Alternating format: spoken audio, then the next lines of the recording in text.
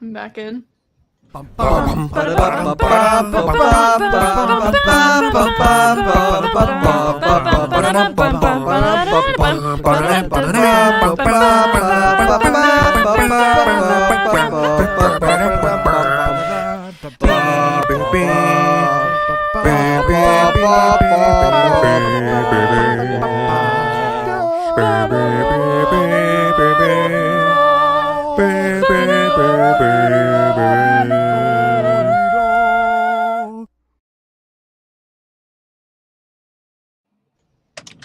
Hey everybody, welcome back to the HoloNet Marauders podcast. I'm AJ, joined here by my bomb bad batchers, Jamie and Matt. You can say We're that also again. joined by our good friend and author, Star Wars author, Crimson Corsair Overlord, Landry Q Walker, in his car outside his dentist, eating gummy bears. Yep. 9 out of 10 dentists do not agree with what I do. No, probably not a good idea. So the Bad Batch is back. We're back. Landry's back. And I think the funny thing is that for the finale of the Bad Batch season 2, I think we had Landry on as a guest. Yeah, I think if I remember correctly. So we're picking right back up. You're back for the premiere. And so Jamie, I know what you're thinking. Yeah. The funny thing is, the reason we're starting late on this live stream is that you were working on the new intro. And let me tell you, what a job you did. And that was not the new intro. We didn't even play it. No, literally, as this stream literally just started, there's probably a little snippet in the very beginning of me laughing before it actually started because I couldn't find the actual clip. Long story short, there's too much going on behind the scenes and we didn't upload it in the right spot, but it's there now. So, I mean, if you want to show the new intro, you can, or we can just show it at the end. Do you want to play the new intro or do you want to play it as the outro? Well, maybe let's play it as the outro because I'm actually still trying to get it in the right spot right now. Unless I randomly am like, hey guys, let's watch the intro in the middle of the show. So essentially we were late for no reason. Yep. We'll have the intro as the outro. And then once we get rolling into the season, we'll have the new intro as the intro going. More polished, but we're fashionably late. More people tune in later, so it works. That's true. Yeah, we were just waiting for you guys to show up. Yeah, and for Landry to finish his gummy bear. It's a very large bag. He's never gonna finish. Do you have a favorite flavor gummy bear? Pineapple. I was gonna say I don't love the pineapple one. That's the clear one, right? Save the pineapple. It was very immediate. Put it in a bag. Give it to me if we ever meet in person. Okay. I don't care how old they are. We'll just bring it's just going to be a mass of clear gummy bears that we're just going to have to roll to you. Yeah. I think that's what they're making inside Mount Tantiss. That's behind those giant pineapple behind the laser door. It's Operation Pineapple. Yeah. There it is. Yep. Yeah. Forget Operation Necromancer. Palpatine's like, this is the most important thing. Giant pineapple gummy bear. I feel like we were Marauder late. So that's right. We're very Marauder late. Going into this episode, before we get too far, if you're listening to the audio version and you're like, what the heck is going on here? This is the HoloNet Marauders podcast, and this is our first episode coverage of the Bad Batch season 3. So we're covering the 3 premiere episodes from this season: Confined, Paths Unknown, and Shadow of Tantiss. Shadows, which is a great title. Yeah. So, Shadows of Tantiss. In case you're wondering. And also joining AJ, Matt, and myself today is a Star Wars author, Landry Q, which we already introduced him. But just in case you're listening and you're like, why are they talking about gummy bears? This is a Star Wars show. This officially. We painted a picture.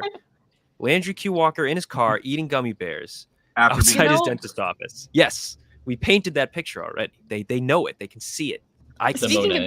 Speaking of painting, that's actually the other half of the reason why I was late, because instead of doing the intro, I was painting a costume instead. Ooh.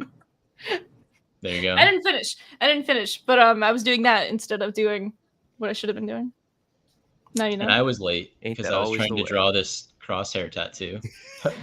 Failed miserably. AJ's running around and he's holding up my tube of mascara and he's like, "Is this it?" And I'm like, "No." And then he's holding up every single piece of makeup that I own, and I'm like, "It was "No, Finn it holding up literally looks like a pencil."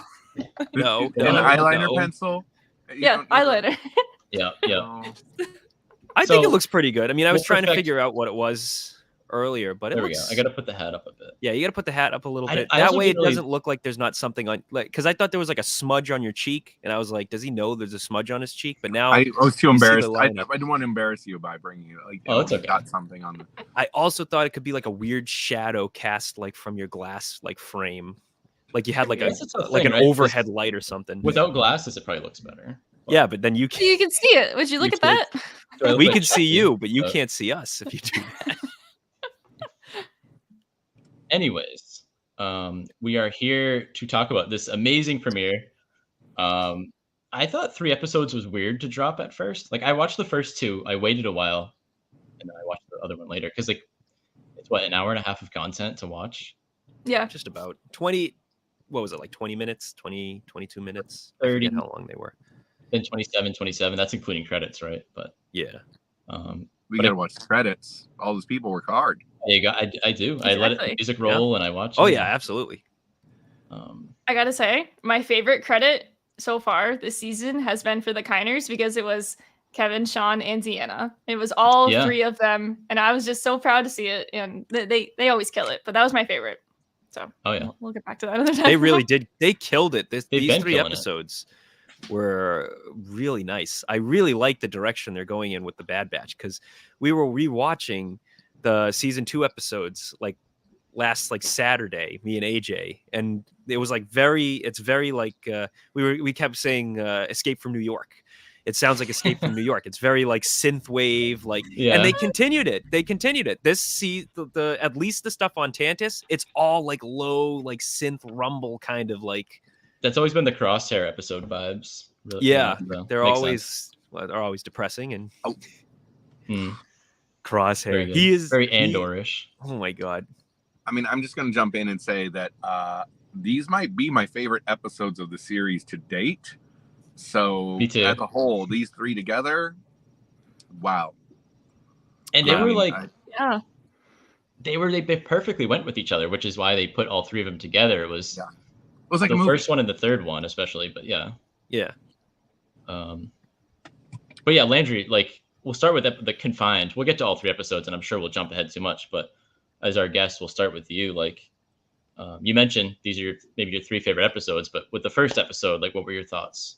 I mean, minute 1, the dripping faucet. I knew exactly what was happening there. 1 shows us the bleakness, the passage of time, but the ticking clock, the tension of the ticking clock. I don't remember which director it was. Maybe it was Hitchcock or somebody said something, about using the ticking clock as a narrative device to create the tension, to create the suspense, because it makes everything, even the slow scenes. They went for the slow passage of time. We see her hair grow, all of that, but the ticking clock, the dial with the blood in it, which emulates the clock.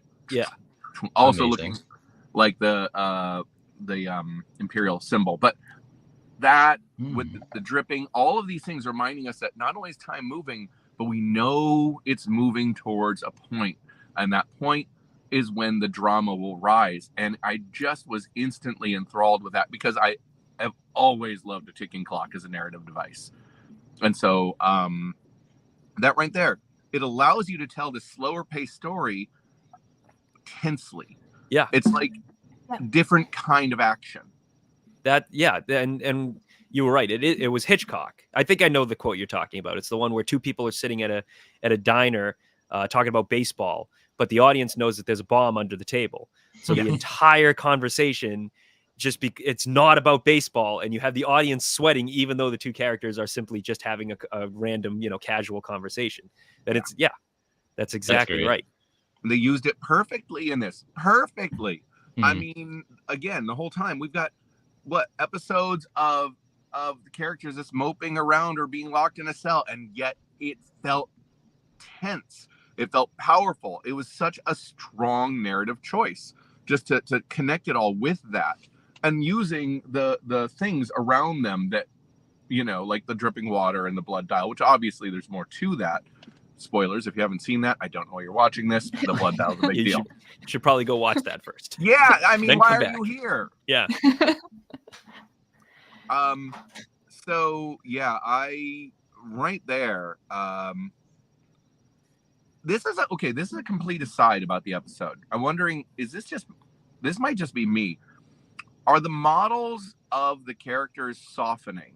Like the style of the show softening to sort of start to bridge the Clone Wars, the harsh angles of the Clone Wars to the soft contours of Rebels? Huh. You know, I haven't thought about it, but now that you mention it, I feel like I have noticed that a little bit. Because if there's one thing I've been doing today alone, is StarWars.com released the breakdowns of like the character models and whatnot, and they do look almost more reminiscent of the Rebel style. Now that you mention it, wow, my mind is like blown now because like I've been staring way too long at that. Yeah, the dog creature. It's so I'm like, this doesn't feel like Clone Wars, and it finally clicked. This feels like Rebels. I know Hunter's eyes seemed a little larger and his features a little softer. Yeah, just little things like, and then the I'm jumping ahead to the other episodes, but the younger Jango clones, like they didn't have that same look that we saw of the more what's his name, Daniel Logan style ones that we saw in Clone Wars, and I started going, it's starting to feel more like Rebels, which is an interesting, if that's true. It's a really interesting choice that I'm a fan of. I like that a lot. If that is intentional, and if that would be really cool. What a clever idea. That would be. Yeah, I think I did notice that with the cadets. They're like, they didn't look as sharp. They looked different. Yeah.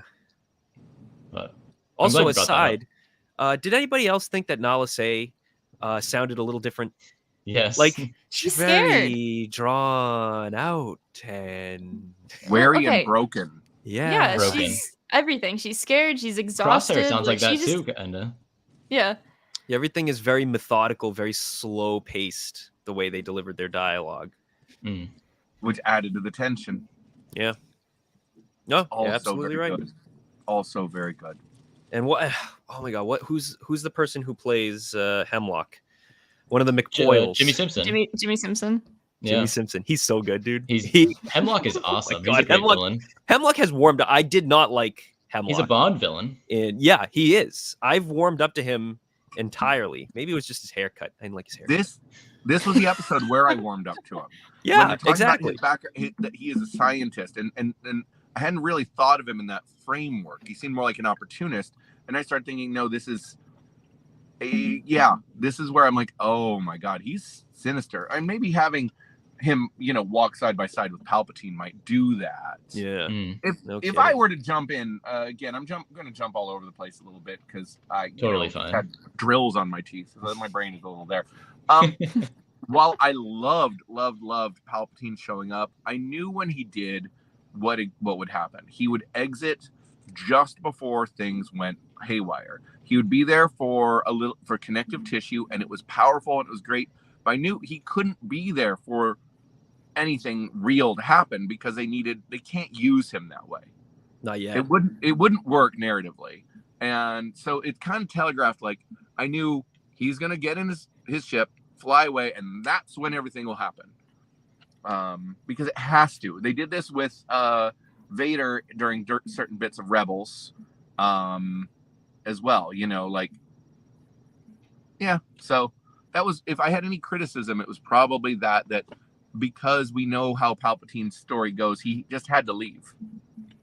Yeah, you're not wrong. And that is exactly what happened. He left, and that's when all hell broke loose, pretty much, when the alarms went off and everything. I do love that Hemlock is vying for, like, what is it, science minister or something like that? Like he's trying to become like a politician, technically, like a big wig. He needs a wig. We know that won't end well for him. No, probably likely. Not. Who knows? But back to, have we ever seen a science minister, an Imperial science minister? I don't think so. I mean, the highest science person we saw was Galen Erso, right? Galen Erso. I know Krennic was kind of his boss. I guess Krennic would have been the highest person. Isn't Krennic ISB? Yeah, I guess so. Well, he's like director of something, obviously. I just don't remember I don't remember Imperial titles. But science fell under his umbrella. So if I'm remembering correctly, just based on everything, the research I did for the recap of season 2, Hemlock is the leader of the Imperial Science Division. He previously was the leader of the Republic Sciences Division, but he got kicked out from doing that because what he was doing a lot of unethical experiments, and the Republic was just like, stop. So they fired him.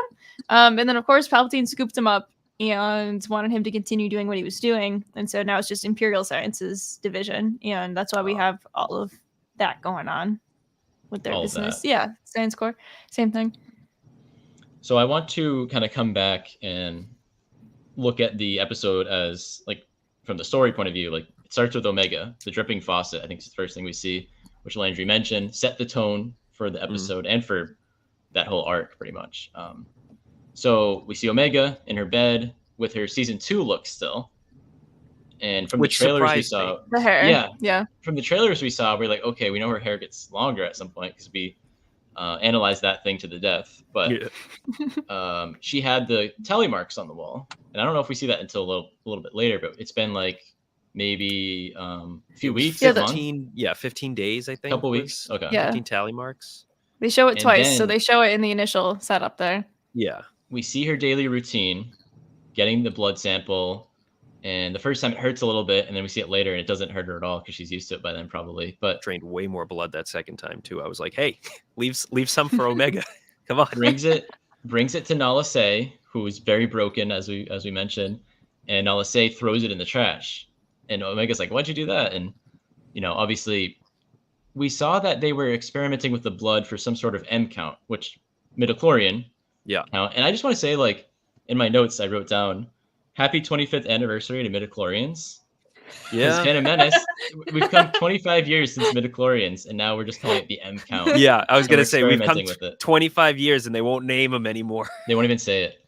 But the M count, which is fascinating, because right there, we knew they were doing some sort of dark science in this mountain, in this laboratory, and that we all kind of assumed it might go to something with Palpatine, and because since we analyzed these things so much, we knew Dr. Pershing and Mandalorian wears the same outfit that these guys wear in here.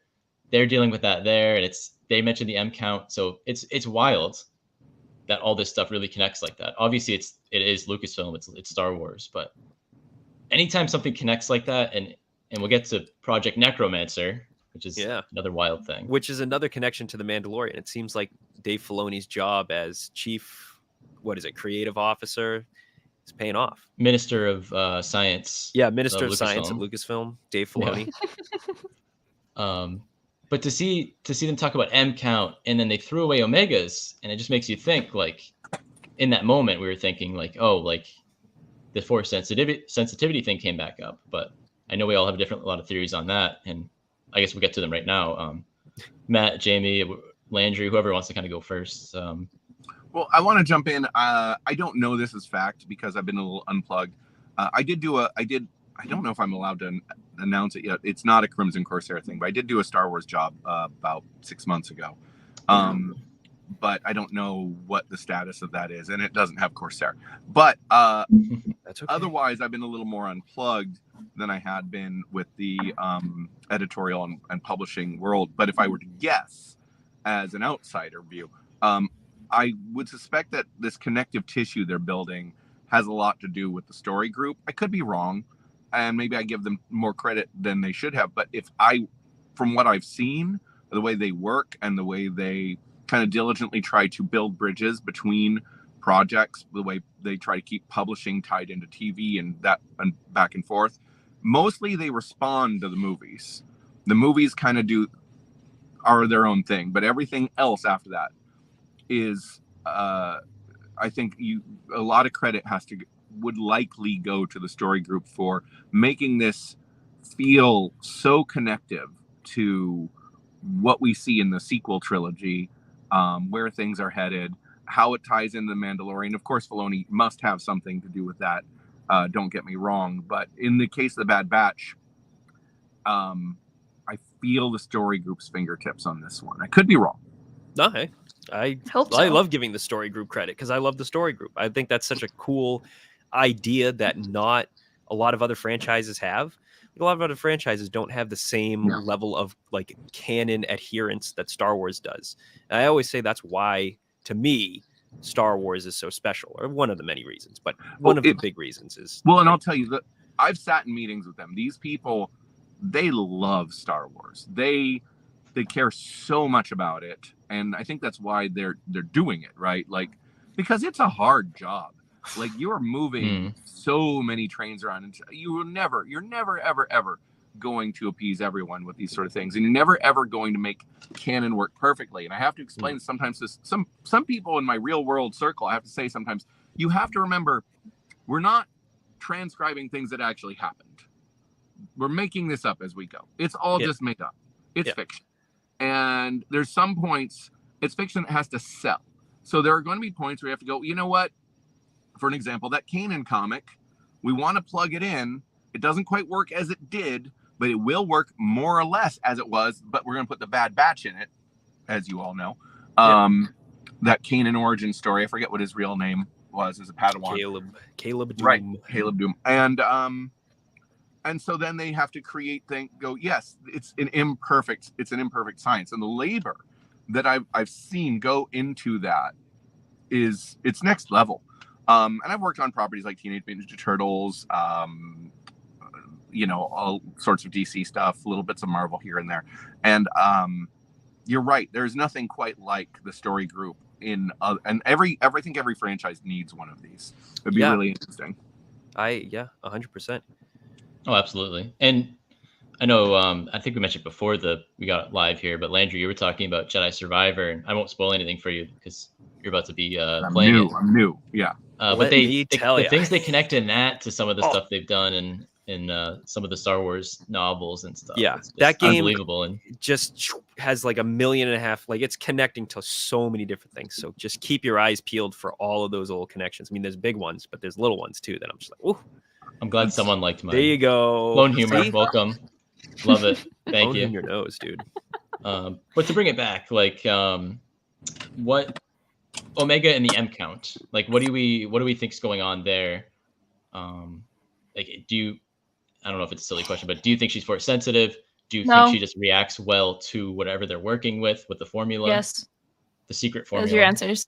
I know, Jamie, because we discussed this so earlier. okay, y'all know, like, we've talked on the show like a ton about how, like, I don't think that she's force sensitive at all, and I don't think that she should be, from the basic story of she should be like a no one, like, should be like, she doesn't need to have the force to be special kind of thing. I think that that's like kind of like what makes her so like unique in this. It's funny to say it makes her unique, but it does make her unique as like one of the main protagonists of the show. I also think that they don't need to have a Star Wars show that like revolves around a character who turns out to be force sensitive, but that's why I think it like that way. I think that like it's not in Confined, but it comes up in Shadows of Tantiss like later on, that like her blood mixes well with whatever they're putting into it, which I think I'm assuming is some sort of a high M count blood type or like some sort of agent like that. So if we think back like further, I think that like Cutler Queen says it in like season 1 to Hunter that like the Kevin Owens only create if they have a purpose. They don't just like make something willy-nilly. Even though the Bad Batch is all like defective, they were still intended with an actual purpose. And so like we still don't necessarily know what Omega's intended purpose to be created like was. And so maybe it was eventually to be this like catalyst clone to mix with a force to make stuff in the future. Well, I don't like where it's headed, but like that might be like what that is. I think the experiments, from what I can tell from what they explained in the show, it seems like the experiments are literally just, we take this clone's blood, we test its M count, and we compare it to Jango Fett's M count. And if the M count in the clone is lower, then it's discarded because we've lost midichlorians between transfers. And I think the only thing that is confirmed about Omega is that her M count did not go down. So Jango Fett obviously is not force sensitive. Or at least, I mean, everybody's force sensitive, right? Because that's what we learned from Sabine to some degree if you train it and work at it and stuff like that. But he can't wield the force, easily. Like, it doesn't come to him very easily. So Omega probably doesn't have a degree of force sensitivity. She just has all of Jango Fett's midichlorians in her blood. And that's probably, it's like, oh, we got to find out why her M count didn't go down, and we can use that to make a clone of Palpatine that didn't lose any midichlorians. And of course, that we know that doesn't end up happening. You know what I think needs to be said at least some point in the show? I feel like they don't need this, but at the same time, I feel like they need to at least toss some sort of borderline throwaway line of midichlorians. If you have a lot of them, essentially mean you can possibly be force sensitive, but also you might just have like higher midichlorians and you might not. I feel like they should just like throw that in there just to like appease people of just like to in some way. Shut up. I mean, sure, but that would kind of make Qui-Gon look like an idiot because he'd be like, oh, this kid has a lot of midichlorians, he must be super force sensitive and higher force sensitivity than Yoda. Everybody's like, Qui-Gon, relax, buddy. Yeah.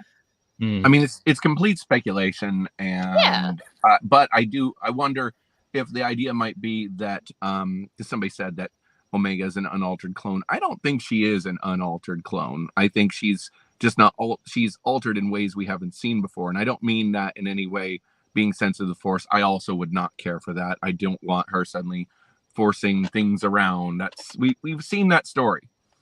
I just wonder if she was like intended to help usher in, like she used to care for the Bad Batch when they were babies. She dealt with, there was obviously, as said, the Bad Batch was created with purpose. The defective clones were not accidents. They were experiments, really. And I think that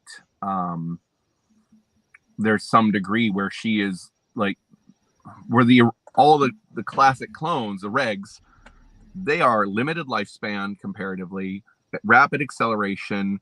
Their potential is very high because they're Jango clones, but I think there's a limitation. They are working to break. They were working to break.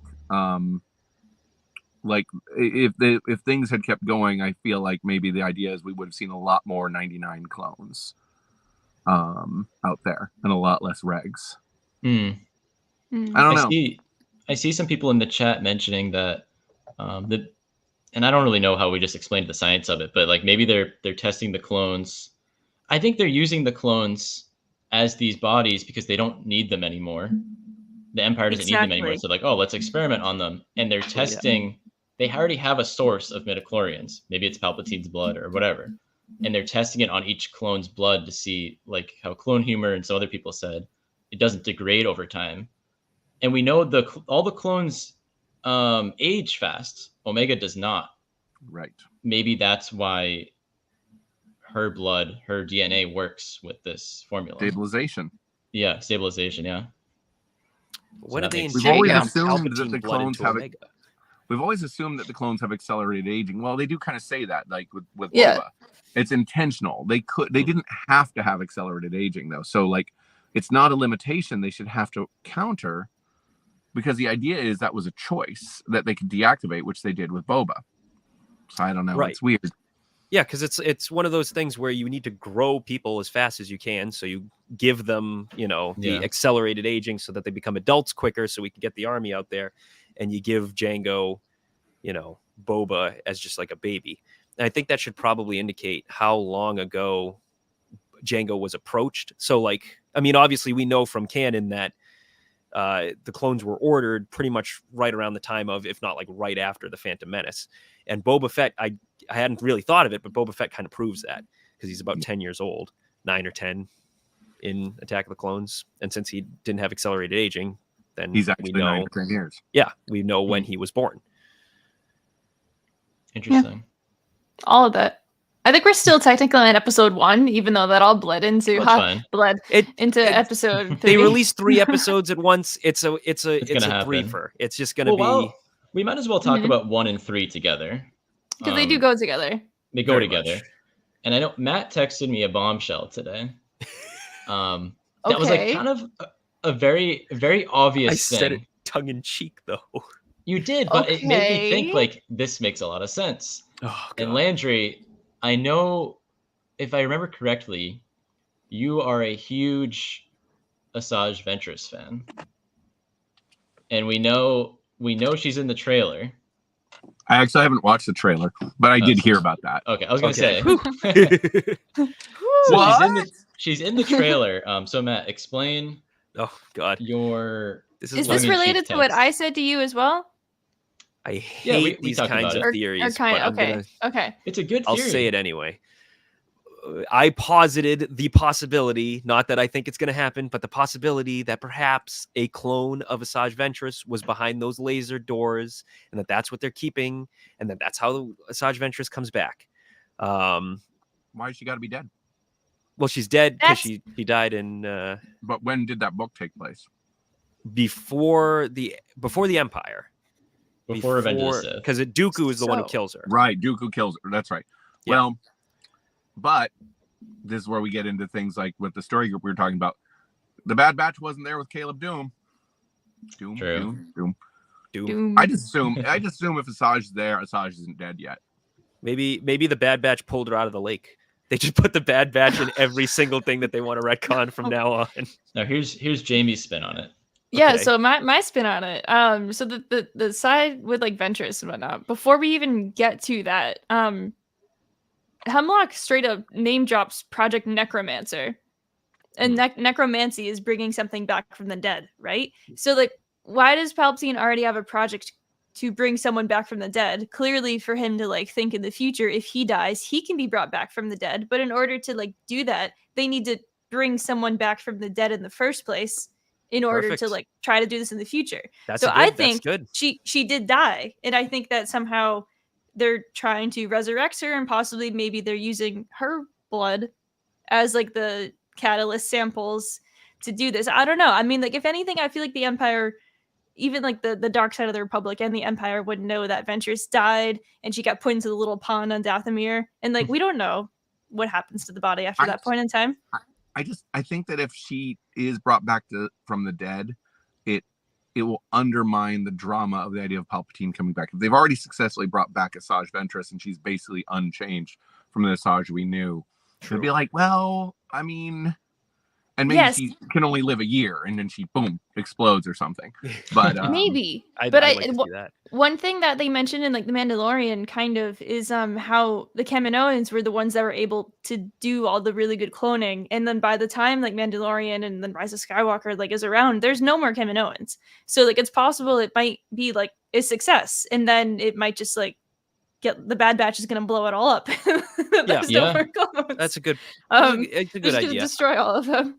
I do, I like the idea that Palpatine can only come back as a zombie. Like the dark side of the Force can only get you so far in cheating death, and it's like a decrepit zombie with no fingers who has to be hooked up to a machine at all times. Yeah. And obviously, that theme contrasts with the natural light side resurrection that Rey receives, in the same movie. So it's like light versus dark, the unnatural versus the natural. I think we also have the wild card with Ventress as well. Is she was born again as a Night Sister, essentially. Like she didn't die, but like she like went through like the rites and everything for that. So like she also has like that section of the Force like unlocked as well, and that's something that Palpatine is like fascinated with and like never grasps an understanding of.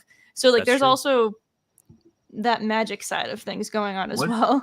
Was she born again as a Night Sister, or was she returned to Dathomir instinctively? So like she phrased it as such. And so like I just read Dark Disciple over the weekend. I know what happens at the end, but I have like a couple chapters left to go.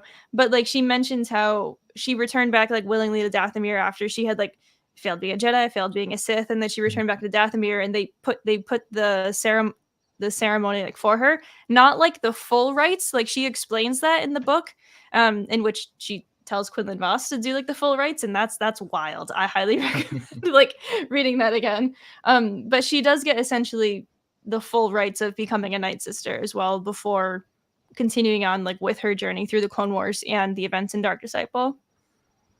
So kind of born again. Yeah, I haven't read it. I only know the Asajj stuff from the shows.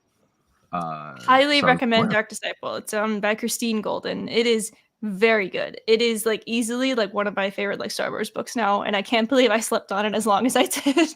It's really good. That's another one I have on my list that I just haven't gotten around to. I am super intrigued. I mean, I'm excited to see where the Bad Batch and Omega specifically, and how in Crosshair, like how their plan goes. But like this Ventress thing, ever since Matt texted me today, I've been thinking about it. because they show Palpatine when he shows up. They mention Project Necromancer. They go into the room, which we haven't been able to see until this moment. Something is there. You know, it's a very, they talk about subjects. There is a thing behind that they're hiding. There's a thing there, and Palpatine looks at the thing, but we don't get to see the thing. Yeah. If it was just a Palpatine clone that we're looking at or something, they would have probably just shown it. But I feel like it's something mysterious that we're going to be seeing later. Snoke. It's Snoke. I was kind of hoping for that. Animated actually Snoke. going to be Snoke. That would be. I'm assuming. I would love that. I mean, Snoke is funny because he's a red herring in the sequels, and then he's like a red herring everywhere else he appears. Whether it's in the comics, we're like, where the hell did this guy come from? Or like in the Mandalorian, when we're looking at those like things in the tube that turned out to be Gideon clones, and everybody's like, oh my god, it's Snoke, it's Snoke. It's like it's always Snoke, but it's never Snoke. You know, it's like, oh, come on.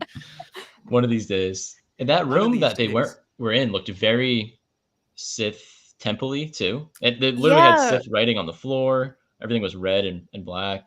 There's many pods. Cool. It's not just, there's like one main one, but there's many pods in there. Like I urge everyone to go back and rewatch like just like that one like shot. One thing as well like about Ventress before we get too far off of it. Her arcs in the Clone Wars, at least towards like the end when she's kind of good, revolve around her like saving some sort of girl. Like she saves a girl from being sold as like a child slave / bride to someone else.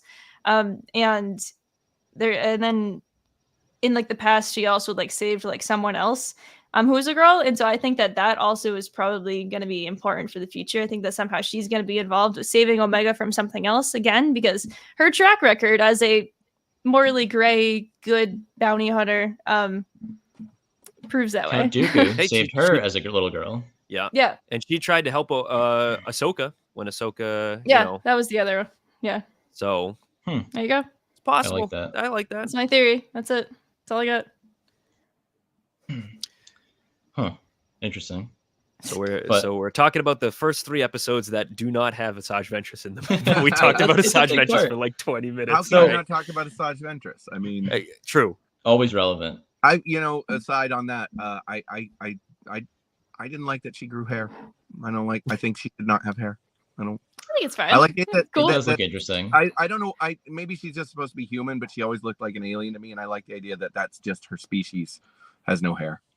I thought it was like that too, so that definitely threw me off. So that'll be interesting to see. Hey, Zabrix can grow hair, so I like her little emo haircut. I think it's funny. Yeah, because she's like imagine Maul with hair. But she's not Zabrix though. Well, so it's very complicated. She's like Dathomirian. And Zabrix are kind of also like half Dathomirian, half. Oh, it's so confusing. It's like Iridonian Zabrix and then Dathomirian Zabrix. They're basically like the cattle for the their breeding stock that have been taken. They've been But the Iridonian Zabrix, they have hair. The Dathomirian Zabrix do not. Yeah, because in like Aftermath, what's her name? Like the Zabrix bounty hunter, she has hair. There's a couple of other people like just strewn about in animation that I think also show hair. Obviously, like Eth Koth, he's a Zabrix and he has hair. That's right. That's a good one. Speaking of hair and not hair and horns, and the episodes, I'm going to bring it back to the 3 episodes. This episode 2. Yes. What are the race with the Deveronians? Deveronians, baby. My understanding is the females of species don't have horns. Maybe that was just part of her headdress.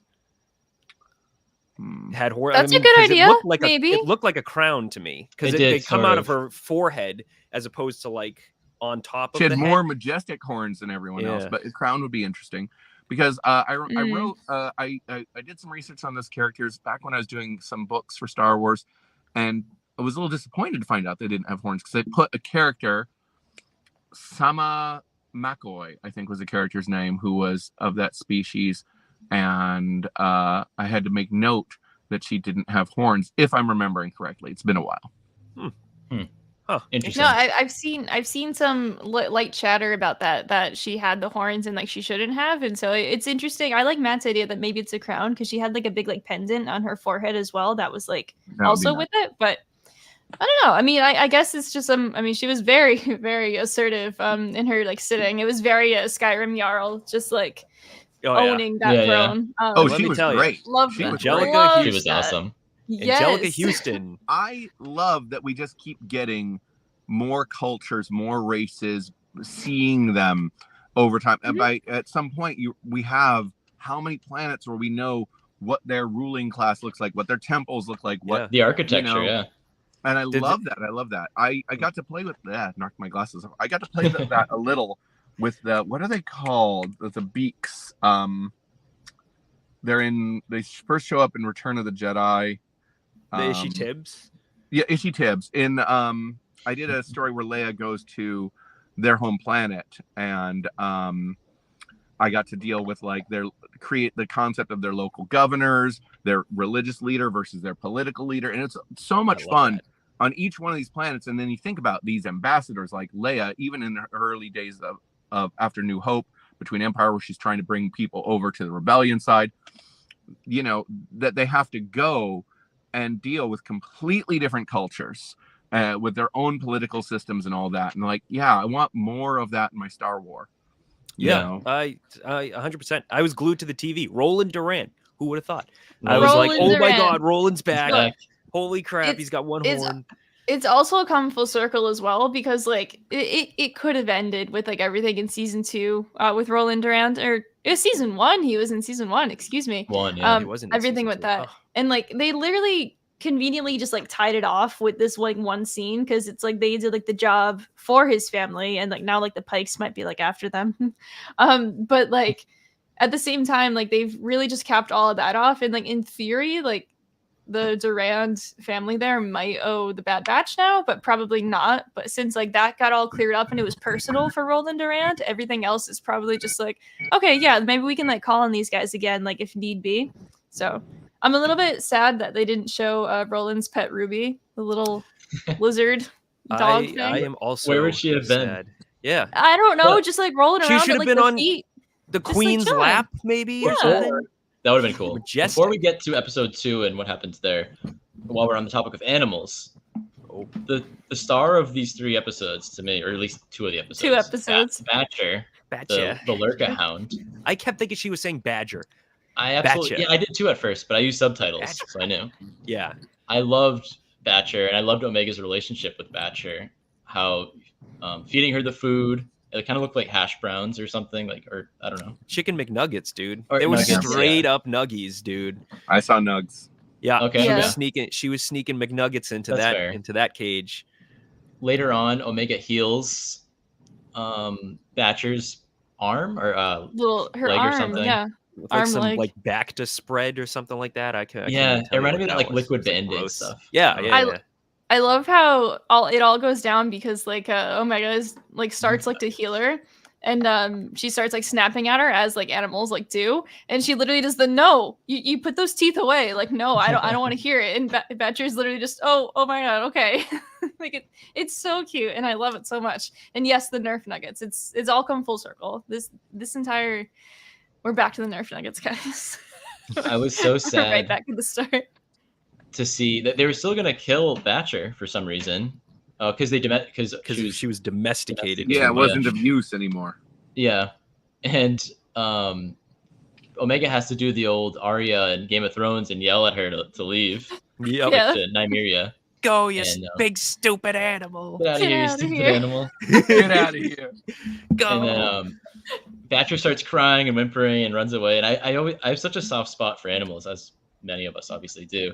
So I was like, no. And obviously they're not going to just kill off the dog, I don't think. And eventually they don't. And when Crosshair and Omega escape, Batcher jumps on the ship with them. So like that's Perfect. a heck of a Perfect trio payoff. now that we have. Yeah, right? Crosshair, Omega, and Batcher, the dog.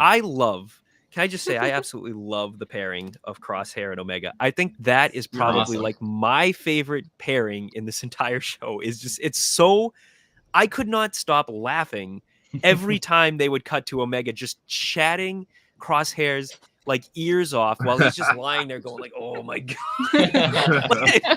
But it's like super endearing that he just like sits there and listens to her, and he he's like loves not, it. he's like mean, but he's not, he's like, Crosshair, he's tough. So the last time I watched this episode was when the last episode of season 2, or any of season 2, is when it aired. So correct me if I'm wrong. What got him captured was realizing he needed to warn them, his former teammates, that they were hunting Omega. That was part of what got him captured, isn't it? It started off with him shooting his officer. They brought him to Tantiss, and then he tried to. Did they bring him to Tantiss? Was that Tantiss? Yeah. Yeah. Yeah, they brought him. And then Tantiss he tried to escape, and instead of escaping, he decided to warn the Batchers, the other. Which is hilarious, because, and I don't know if someone was getting to this or not, but like, he says to Omega, "If I had a chance to escape, I would leave you in a second." But he's lying. In the outpost, he saved Mayday. Yeah. Tried to save him, brought him back. Mayday died. And then, like you just said, when he was trying to escape, he had a chance to escape Tantiss.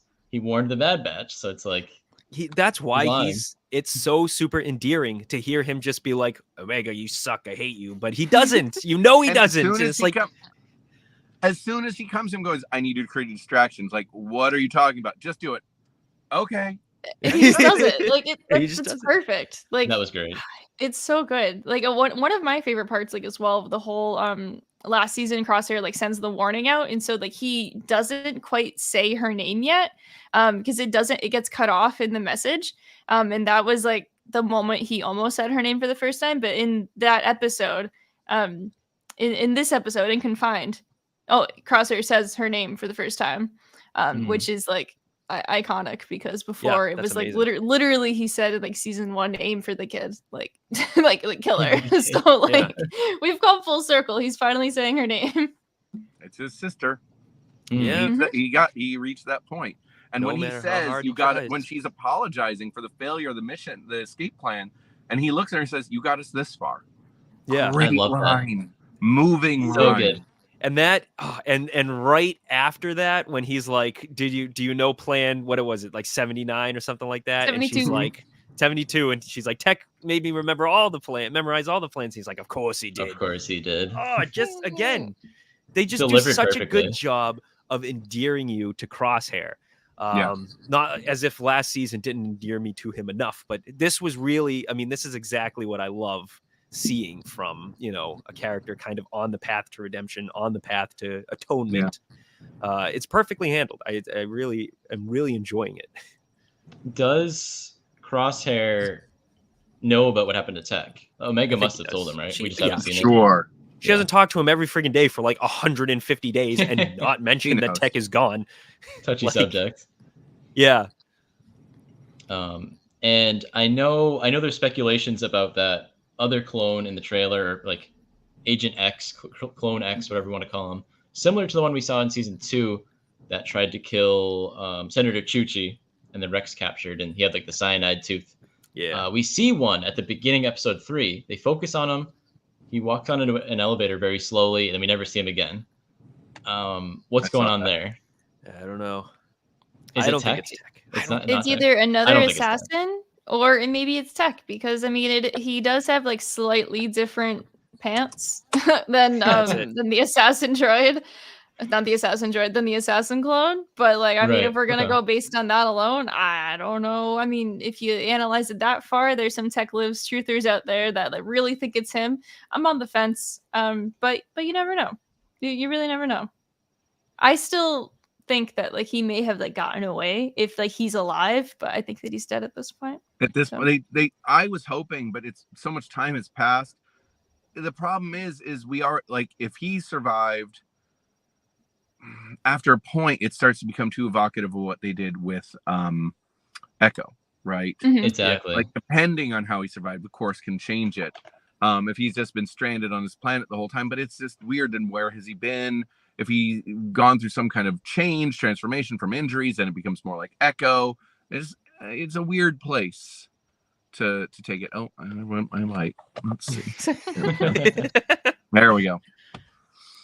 But yeah, it's I don't know. I think I'm on team Tech is dead as well as Matt. Jamie, I don't know where you stand, Jamie. But, every other day, honestly, I don't even know at this point. Like, I don't want him to be dead. No. He's a great character. I mean, Awesome. I love Tech, but at the same time, I kind of don't want him to be alive because I want the death to sting. I want the death to punch. I mean, that's such a good moment. I mean, this is a war story. Yeah. And what we're seeing, I love that what we've seen now with Crosshair is the struggle of that so many clones must have been going through this whole time, or are going through, or will go through, of the waking up and the realizing, like, because he was initially subject more to the Order 66 brainwashing, and even then, once he was free of it, there was a degree of like, but I am in service of this. This is who I am. And watching him, his disillusionment, his evolution, it's redemption. We call it a redemption arc. Everyone's calling it a redemption arc, but it's almost, I almost don't like that because it implies that he was wrong. That he's a victim of so much of his society, of the propaganda, of the culture, of literal brainwashing. It's hard to blame him even for the atrocities he may have committed, because he has been a pawn for so long. That's a good point. Perhaps the better word would be atonement, not redemption per se, but yeah, I mean, that is a good point. It is. And through him, we see the lens of the struggle. So many, like, you think about if he hadn't died, was it Jesse who faced off against Rex and Ahsoka at the end? Yeah. Yeah. And think about what if he had survived, what it would have been like for him a year later. He probably would be looking to get a new tattoo. Update the logo. He's like, oh crap, this thing's outdated. No, that's a good point though. And that plays into, I know I said it as a joke, but it does play into the fact that, like, he got that tattoo in service of the Republic. He dedicated his entire existence to the Republic. The Republic is the Empire. They're the same entity, obviously switching tactics, but they're the same body.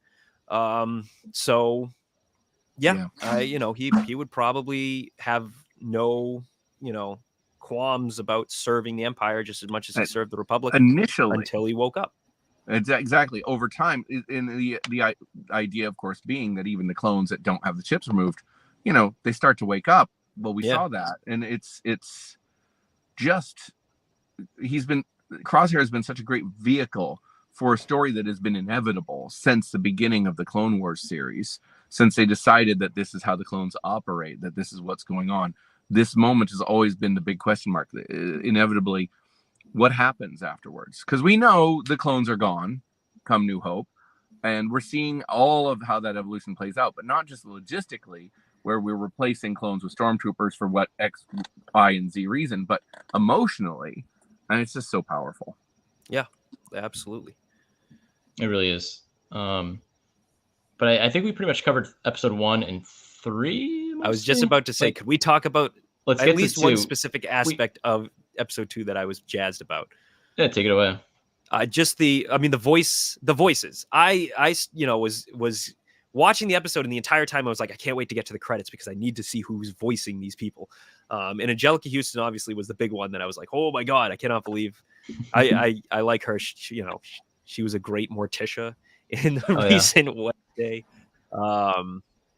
As a big Addams Family fan, that was exciting. But also Daniel Logan was back, which I was extremely jazzed to hear. I mean, you can't have the little clonelings and not have Daniel Logan show up, even though he's probably the same age as Tamira Morrison was. They filmed the clones.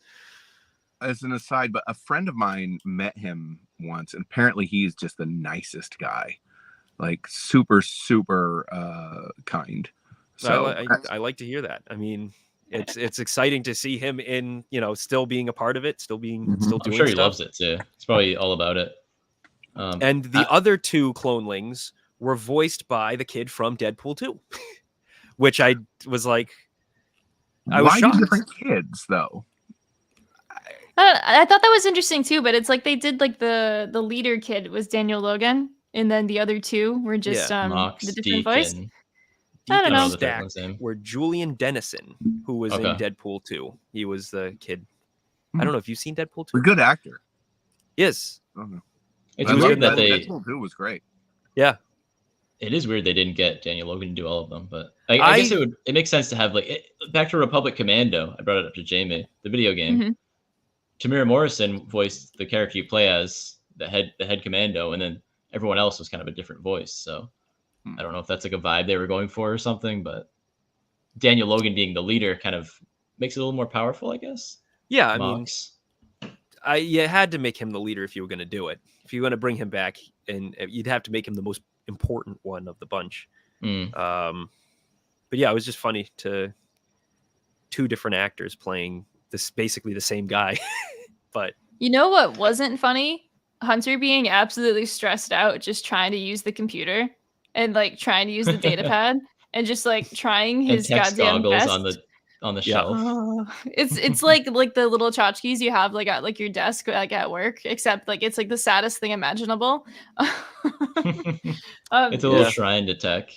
Like Hunter is like, I was expecting him to be like, on like a warpath, but he's like still super determined, but he's just so sad.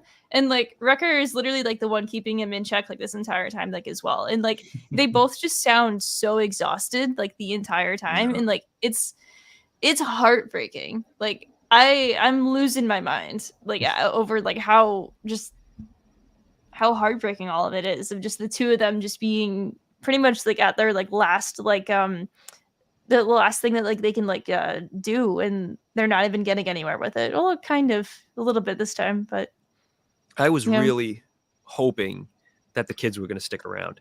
I was hoping this would be like the new Bad Batch would be like well, they shouldn't be three fighting. of them as well. I know they shouldn't be fighting, but you brought Omega into the fight. You can't bring these three kids who trained to be clone, That's true. Well, maybe they'll be back later. Here's the thing. They're gonna like bring them back to like Pabu. That's like how like that all like went about. And like in the next time they talk to like Echo or Rex, they're gonna be like, oh yeah, we picked up these like 3 cadets, and the other guys are gonna be like, all right, yeah, sure, like let's get them involved. And then they show up to Pabu and they all have beards because they're accelerated aging. They're just all adults now. Oh hey. The next morning they wake up. Who are you? One of their trips to Pabu here is gonna lead to someone like tailing them there. Yeah, and they gotta stop going there. Those poor people are gonna get in trouble probably. Yeah, everyone's gonna be in trouble. We're still 20 years of the Empire here, roughly, right? So yeah, true. That's the thing. This is not going to a good place. No, the good stuff doesn't happen for a long time yet, and everything we're seeing is seeding stuff for both good and bad things to come. And hopefully some of these characters will get some form of a peaceful ending, but it's the era of the Empire just beginning. It's not a lot of hope out there yet. That comes later. Not yet. Not for a while. Endings. Yeah, exactly. But do we know what planet they went to? I don't know the name of it. We don't know it. I can find it out. It's a new one that they created. Did anyone think they went to the right spot at first? Yeah, I thought they went to Tantiss. Yeah, I did. I did too. Yeah, I was like, they're already here. It looked too murky to me. It looked way too murky. Maybe it was just a dewy day. Maybe it was just a really misty day on something about Hemlock likes the yellow and green. Planets. It'd be the only planet in the Star Wars universe that has seasons. Yeah, the only one. Maybe. Maybe. Creeper Vine. Freaking hate that stuff. Or whatever it was called. Slithervine. Like some kind of mutated Sarlacc. Like, dude, yeah, right? We keep getting these stupid big animals that all look like Sarlaccs but aren't Sarlaccs. Like the one Kenobi, on Braca, right? Like the Maw. Oh yeah. Didn't we have them in Kenobi too in the water? Mm-hmm. Or yes. Mandalorian. When in like the first season of the Mandalorian, there's the Mama Core, because like the pirates like kick Grogu like into it. Yeah. Right. And and there's the little one in the chowder. Yeah. Yep. And then they have the Slither. It looked like the Flood from Halo. The little guys. It did. It was very scary. This episode. Okay, first of all, this episode was way too dark. I gotta say, like it looked like Landry's car. It looks like Landry's car. The TV we have is also not great, so everything looks so dark. Yeah, like I didn't notice the darkness specifically, but they lit at nighttime. True. They lit what needed to be lit, and like stuff like showed up like really well, but at the same time, like it was just still so dark. Just my one complaint. It was just very dark. But So, yeah, spooky episode. Hunter running like flailing arms. That was kind of awkward. I don't know if you guys Why noticed is he that. doing that? That's literally how I run. It just like I can't. It just looks awful. It was beautiful. I don't even remember when he did that. I remember I know I saw him do it. I just don't remember when it was. Right after the first vine encounter. They're shooting at the vines, and the cadets are like, "Don't shoot at the vines. You're gonna make it worse." And so, of course, they just keep shooting at the vines, and then they have to run away. And like Wrecker runs first, and then Hunter like chases after him, and he's literally just doing like a ah! Like, behind him. It's so silly. Like it was great. Like I don't. Did you guys, when the cadet said, "Don't touch the vines," did you immediately think, "Oh, Wrecker's gonna touch the vines"? Of course, that was immediately. It was like, okay, Wrecker's gonna touch the vines. Wrecker bumps into everything. Yep. Okay, so I got the 6 scale Wrecker from Hot Toys. Now I want the droid on his back. Yes. Yes. Gonky, baby. Gonky as a backpack appearance was awesome. Like I love how it was upside down as well, and the feet were just like. I thought they were going to drop Gonky in there and blow Gonky up. I did too. We did too. I thought they were going to drop him in. Oh my god. There's so much energy contained in that little droid. He's the perfect bomb. I was terrified. They can't do that. They wouldn't kill him outright though. They couldn't do that. Like he's too important. Chose this. Gonky knew what had to be. It's like it's like the end of Independence Day. Can't lose him too. Hello, boys. I'm back, and they throw Gonky in. Oh, yeah. Where is Clone Humor brought up AZ? Where is AZ? Yeah, where is AZI 345? On Pabu. Maybe he's back on Pabu. Some fish. We did see one of his types of droids floating around on Tantiss. We did, which was cool because it was like it was kind of a contrast because we also saw one of the like AP units. AP5s, I forget what they're actually called, but we saw one of them walk by, and then right after we saw the AZ unit fly by too. So I was like, hey, that's cool. That is cool. Kind of blending, transitioning. Yeah. But episode 2 was great to see. What I really like the duo of Hunter and Wrecker. Yep. Because we were saying the other day, like, oh man, it's just Hunter and Wrecker together now. Everyone else is either Echoes dead. With Rex, dead, Echoes with Rex, and 2 of them, Omega and Crosshair, are captured. So it's crazy we're down to 2, and Gonky, of course. Yeah, 2 and Gonky. Yeah, which Gonky counts. He was in that final discussion with the cadets, Wrecker, Hunter, and Gonky was in that little huddle. So damn right, and they didn't Gonky throw him has in. Opinions. Yeah, of course he does. Don't throw me into that mouth, for instance. That's a pretty good That's opinion. The biggest one. No, he didn't volunteer. Nope. That ending scene was so wholesome though, because like Wrecker was just so excited to like talk to some kids. Like he was having a blast. He was just so excited. And in that moment, Hunter was like, "I'm adopted these 3 kids now." So yeah, like that's literally how it went down. I can't believe they were going to steal the ship. I was so mad that they were going to steal the ship. I was so mad at them. I was so mad at them. I was like, "Come on, dude! They're trying to help you out. Really? You're going to do that?" Mox was never going to steal it. Mox the other kid wanted to do Deke or whatever the other one's name was. Friggin' Deke. What a Deke. What a Deke indeed.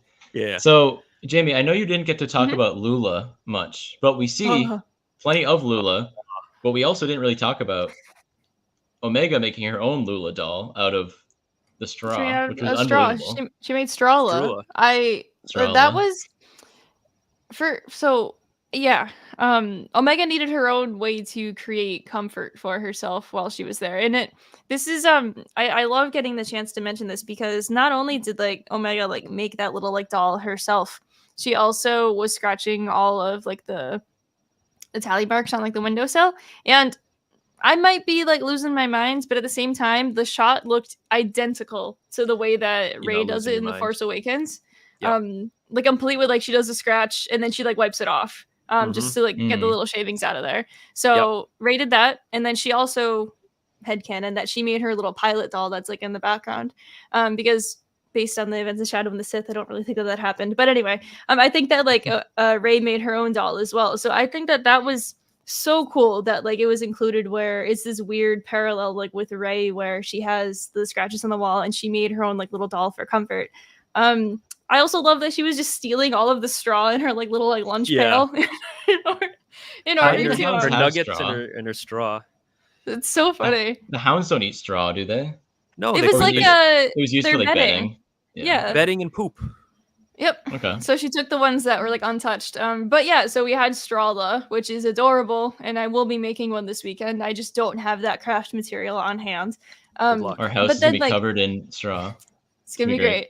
But then we also had like a few shots of Lula, actual Lula, in episode 2 that were absolutely like sorrowful. My heart like dropped. Like it just like seeing her sitting there just waiting, and then at the end she's just like laying down as well, and like every time Hunter just like looks at Lula, I just want to like reach into the screen, grab Lula, and like toss her to like the other side of like the galaxy just so he doesn't have to look at her and be reminded of this, because like I'm just so sad every single time.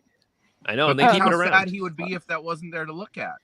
Oh yeah, exactly. It'd be worse. It would be so much worse. And so like stuffed animals and real animals is what got me sad. Apparently, in these episodes. That was. I have to say, you brought up something I just remembered. One of my thoughts yesterday. Emery. They keep calling her like Emery Carr. I really liked the contrast between the droid when it catches Omega like healing the guy and like healing Batcher, and you know, he's saying like, oh, we got to get rid of her because you know it's protocol, and he won't take no for an answer, and she keeps trying to fight the protocol. And earlier in the same episode, they catch her with the Strawla, and they take it away, and Emery says, you know, it's protocol, but then Emery brings it back, and of course the droid cannot fathom that. And I always like, because they always try to do this, they always try to contrast the clones with the droids, because you know, when they were originally envisioned, the clones were kind of supposed to be like meat droids, and then the Clone Wars fleshed them out to not be meat droids, and I've always liked that difference. And it seems like everybody who like writes these stories seems to also want to make sure they're like contrasted against droids who can only follow programming, while Emery makes the decision to bring the doll back, which I really liked. I like Emery.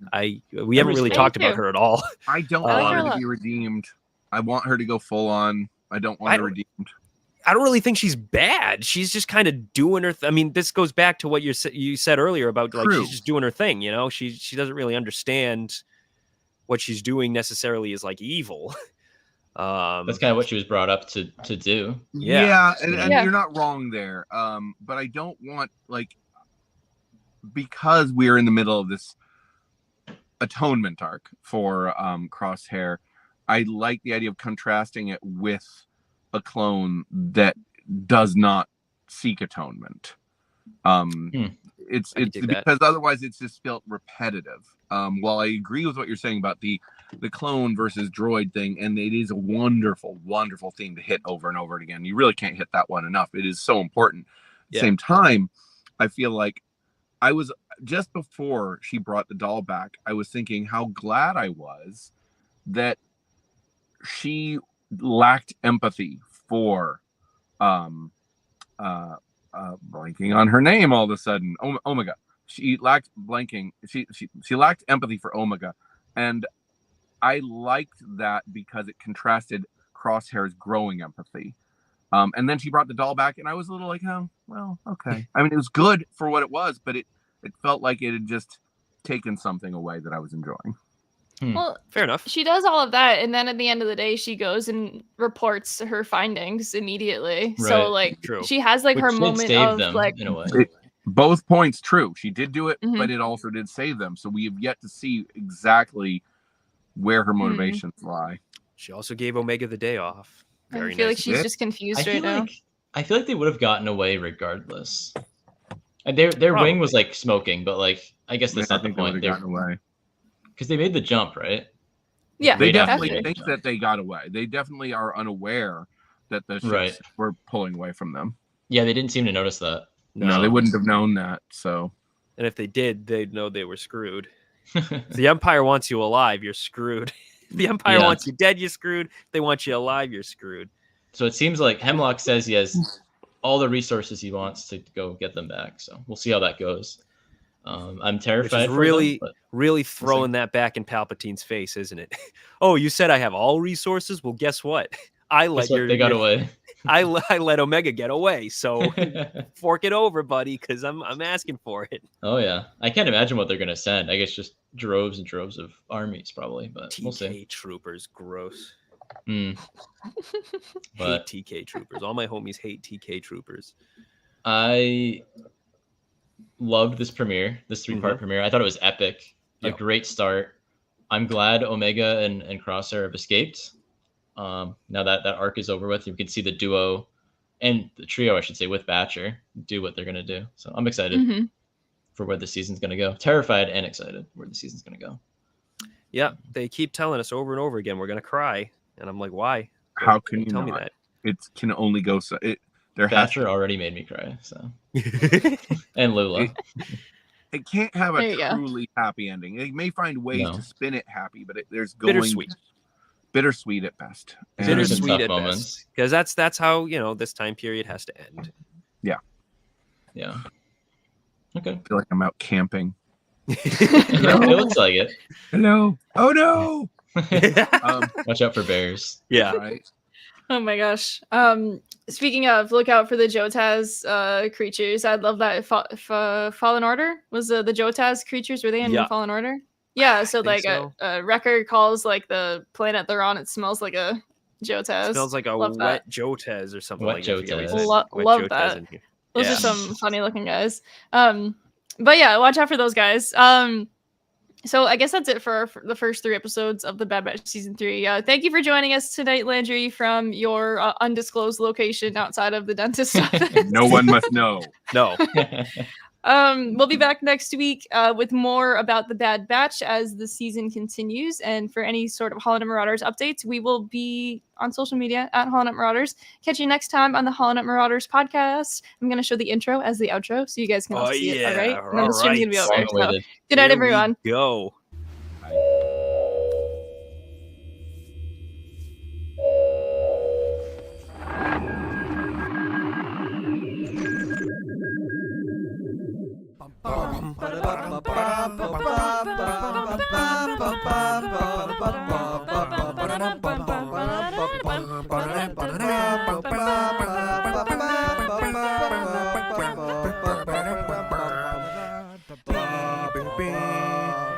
Baby.